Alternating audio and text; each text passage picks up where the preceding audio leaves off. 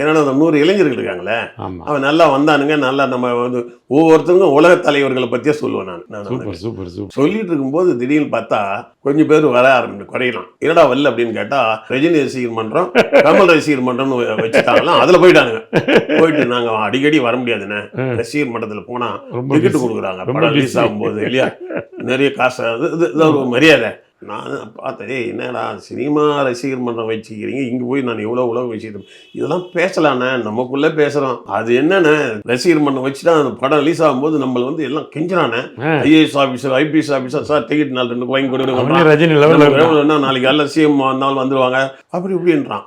என்னடா அது இவனுங்களை திருத்த முடியாது போகுது அப்படின்னும் போது எனக்கே யோசனை பண்ணேன். அதாவது நடிக்கிறதுன்னு தப்பு கிடையாது, ஆனால் சினிமா எவ்வளோ பலமானதுன்னு எனக்கு தெரிஞ்சது பாரு. அப்போத்தான் நான் என்ன பண்ணேன், சரி இந்த சினிமாக்குள்ளே போனால் நல்லா இருக்கும். ஏன்னா எந்த சினிமாவுக்கு ஒரு பவர் இருக்கோ அந்த சினிமாவுக்கே போவோமே, அது எதுக்கு ஒதுங்கி இருக்கணும்? அது நல்ல விஷயம் பண்ணலாமே. புரியுதுங்களா? அதன் மூலமா சூப்பர். நான் உள்ள வர ஆரம்பிச்சேன். 35 வயசு எனக்கு வரும்போது